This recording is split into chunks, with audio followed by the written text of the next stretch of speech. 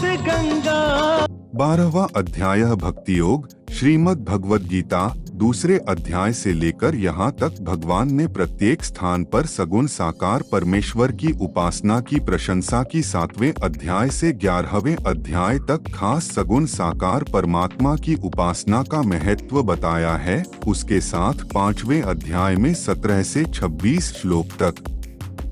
6वें अध्याय में 24 से 29 श्लोक तक, 8वें अध्याय में 11 से 13 श्लोक तक, इसके अलावा और कई जगहों पर निर्गुण निराकार की उपासना का महत्व बताया है। अंत में 11वें अध्याय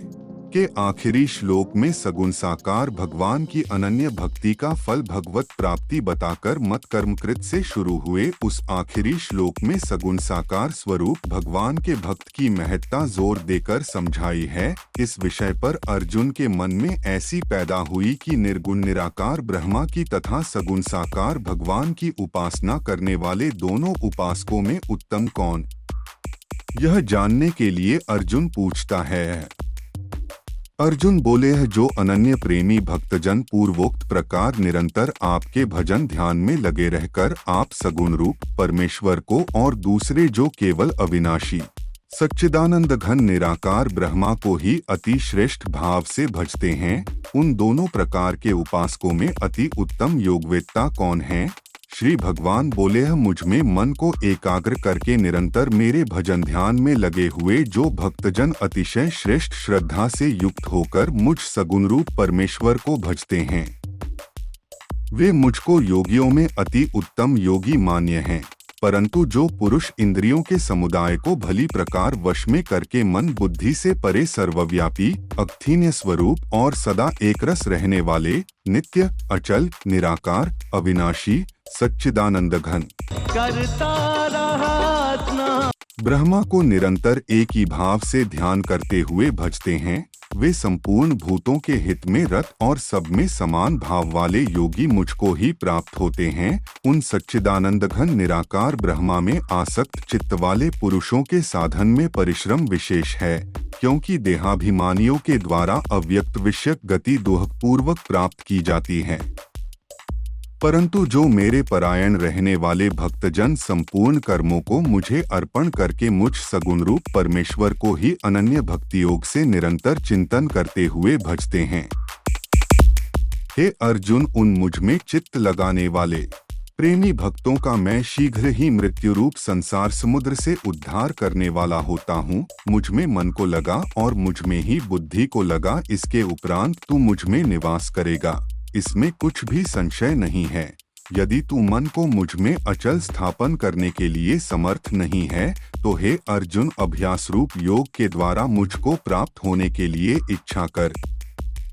यदि तू उपर्युक्त अभ्यास में भी असमर्थ है तो केवल मेरे लिए कर्म करने के ही परायण हो जा। इस प्रकार मेरे निमित्त कर्मों को करता हुआ भी मेरी प्राप्ति रूप सिद्धि को ही प्राप्त होगा।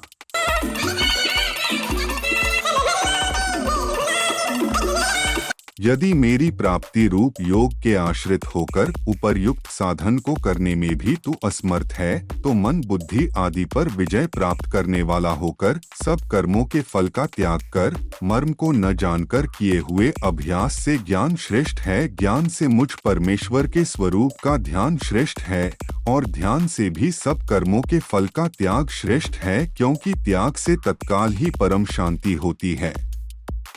जो पुरुष सब भूतों में द्वेष भाव से रहित, स्वार्थरहित, सबका प्रेमी और हेतुरहित दयालु है तथा ममता से रहित, अहंकार से रहित, सुख दुखों की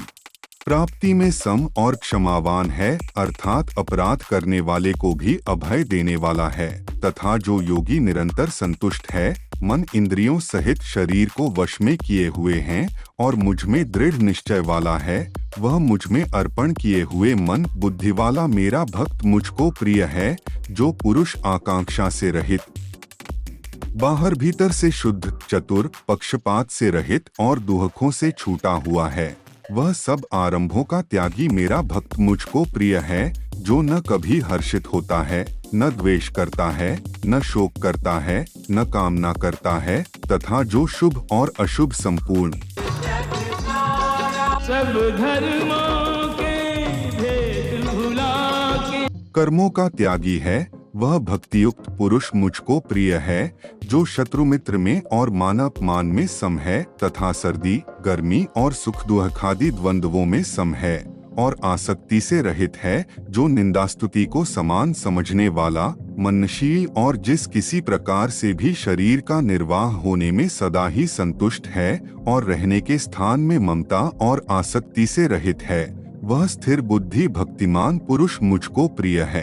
परंतु जो श्रद्धायुक्त पुरुष मेरे परायण होकर इस ऊपर कहे हुए धर्ममय अमृत को निष्काम प्रेम भाव से सेवन करते हैं, वे भक्त मुझको अतिशय प्रिय हैं। इस प्रकार उपनिषद, ब्रह्म विद्या तथा योग शास्त्र रूप श्रीमद् भगवद गीता के श्री कृष्ण अर्जुन संवाद में भक्ति योग नामक 12वां अध्याय संपूर्ण हुआ।